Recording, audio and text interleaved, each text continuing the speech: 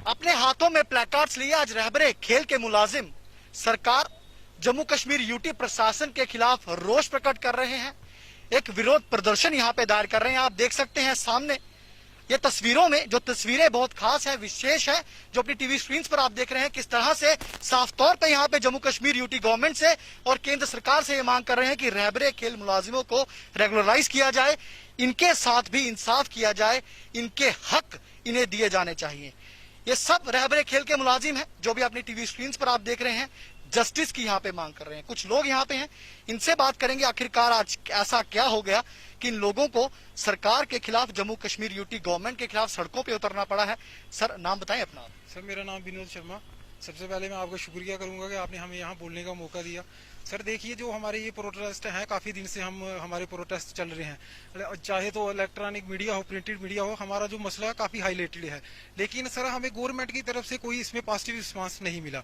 आप देखिए सर, हमारी एक ओनली वन ऐसी हमारी पॉलिसी है, जो बाकी भी पॉलिसीज आप देख सकते हैं, रहबरे तालीम वगैरह, हमारी जो बेसिक क्वालिफिकेशन है वो सर वो देखिए आप ग्रेजुएशन है, और हमारी PhD के 5 नंबर है, NIS के 5 नंबर, MPED के 5 नंबर, और जो हमने सर इंटरनेशनल नेशनल खेले हो उसके भी अलग से गोल्ड मेडल जिसके पास है नंबर है। सर नेशनल में ये बताना चाहता हूँ कि नेशनल ऐसे नहीं मिल जाता। हमने ग्राउंड में हमने मेहनत की है 6-7 घंटे, और पढ़ाई के साथ साथ कंपटीशन करके अपनी स्टेट को रिप्रेजेंट किया सर आगे जाके, तब हमें नेशनल मिले। और सर मैं आपको ये बताना चाहता हूँ कि 27 फरवरी 2020 को SRO 202 के साथ हमारी भी कमेटी बनी थी, जिसमें लॉ कमिश्नर, चीफ सेक्रेटरी और फाइनेंशियल डिपार्टमेंट।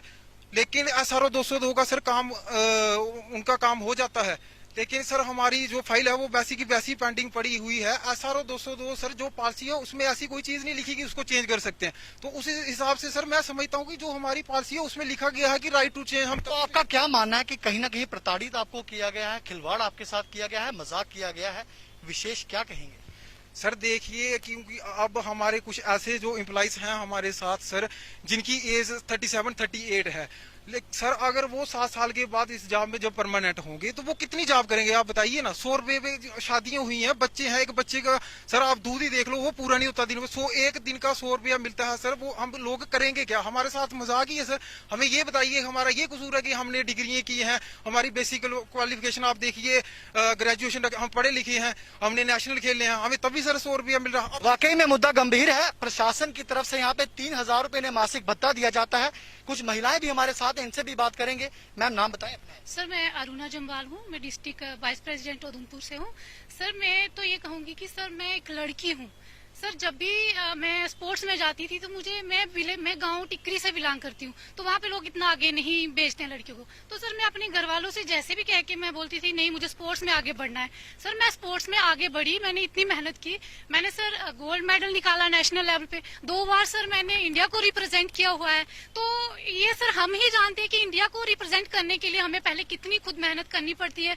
सर उसके बाद हमने बैचलर डिग्री की, उसके बाद जाके सर हमें ये 3000 पर डे 100 रुपया मिल रहा है। तो सर 100 रुपये में मुझे नहीं लगता कि मतलब कि हमारा कुछ हो सकता है। तो वाकई में बेटी बचाओ, बेटी पढ़ाओ और बेटी को खिलाओ, इन मुद्दों के साथ, इन योजनाओं के साथ सरकार आगे आती है। लेकिन भारत की बेटी आज विवश है सरकार के खिलाफ, प्रशासन के खिलाफ रोष प्रकट करने को, क्योंकि अगर गृहिणी 3000 रुपए में क्या घर चलाएगी, सरकार चलाएगी या अपने बच्चों को देखेगी, ये कहीं ना कहीं चिंता का विषय है जिसपे सरकार को संज्ञान लेना चाहिए।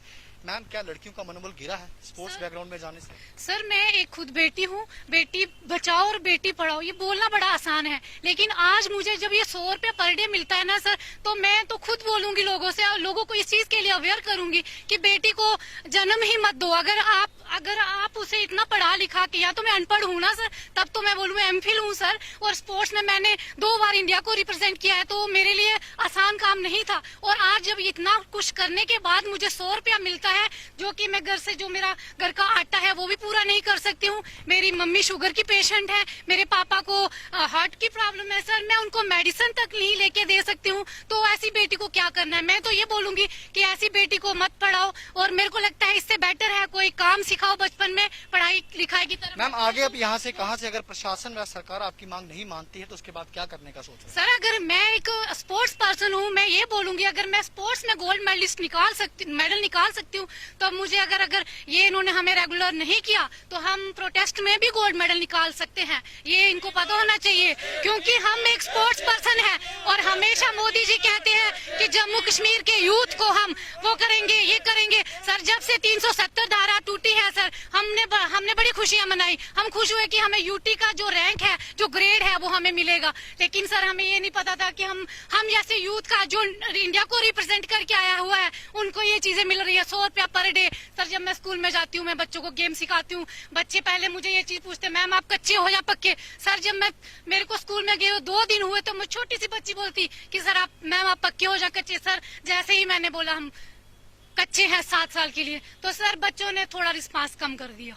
क्यों? क्योंकि उनको जब वो देखते हैं कि पक्की मैडम कौन सी और कच्ची, वो बच्चे फर्क करना शुरू कर गए कि इनको 100 रुपया पर डे मिलता है। तो सर जब मैं खुद की बात बता रही हूँ, इतना कुछ अचीव करने के बाद जब मैं इकोनॉमिकल वीक का सर्टिफिकेट बनाने तहसीलदार के ऑफिस जाती हूँ सर, वहाँ पे मेरा सर्टिफिकेट नहीं बनता है। बोलते हैं कि आप टीचर हो। टीचर कौन से सर? वो 100 रुपए वाले।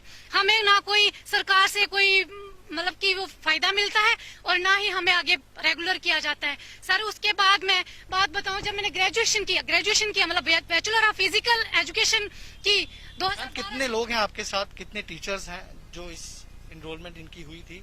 कुल मिला के अगर बात करें तो उनमें से अगर बात करें किस तरह से उनका जो घर है, उनकी रोजमर्रा की जिंदगी है चल रही है, किस तरह से अपना गुजर बसर सर कर रहे हैं? 3000 टीचर है हम। और सर जब हम सर 2 साल से प्रोटेस्ट कर रहे हैं, शायद सर आज मुझे दुख के साथ कहना पड़ रहा है कि हमारे साथ कुछ एक बनी का लड़का था, मुझे उसका नाम याद नहीं है, लेकिन आज मुझे उसका नाम याद आ रहा है सर।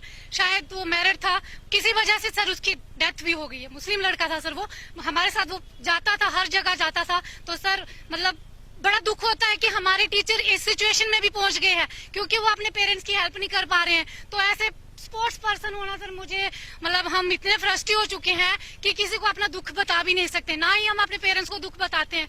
सर जब मैं जाती थी खेलने के लिए तो मुझे जब भी कोई बोलता था कि क्या मिलेगा स्पोर्ट्स खेल के, तो मैं बोलती थी नहीं, मैं इंडिया का नाम आगे कर रही हूँ, बढ़ा रही हूँ, तो मुझे प्रॉफिट मिलेगा, मुझे फायदा मिलेगा, मैं एक लड़की हूँ, मैं मिसाल बनूंगी अपने गाँव में, अपनी चलिए डिस्ट्रिक्ट में। ये आपने सुना, सभी रहबरे खेल के मुलाजिम हैं, आंखें इन सबकी नम है और आखिरकार आंखें नम हो भी क्यों ना कहीं प्रशासन ने और जम्मू कश्मीर यूटी गवर्नमेंट ने वाकई में इनके साथ इंसाफ जो है वो एक देखी से शायद नहीं किया है, जिसके ऊपर जम्मू कश्मीर यूटी गवर्नमेंट को और सरकार को भी संज्ञान लेने की कड़ी आवश्यकता है।